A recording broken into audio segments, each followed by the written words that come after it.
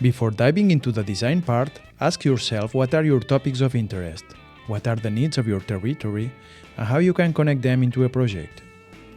By identifying a need or a problem to tackle in your society, you will be able to create more meaningful projects.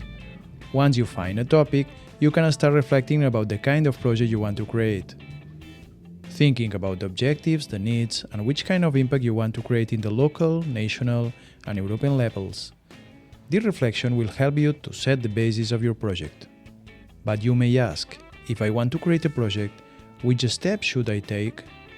Don't worry, here are the phases that you have to follow if you want to create a project. Exploration. Identify the needs, problems, or topics interesting to tackle in your society.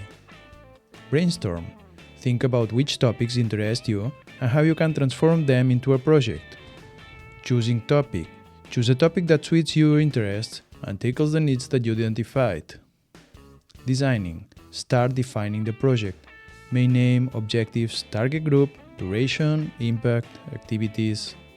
Writing. Now it's time to write the project in the official form in order to apply for funding. To take this step, you should contact a mobility organization. They will guide you through all the process and show you how to access the platform. Advice: when writing your project, keep in mind the ecological footprint that it will generate. Travel, resources, recycling, electrical consumption, etc. Try to be as ecological as possible.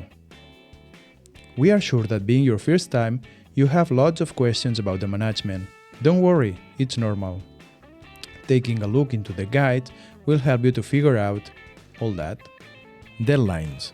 In order to present the project, the Erasmus Plus program and the European Solidarity Corps platform set every year 2 deadlines to apply for funding.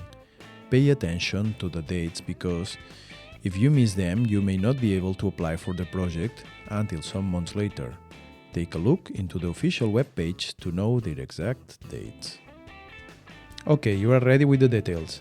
Continue with the next video to see what's next if your project gets approved.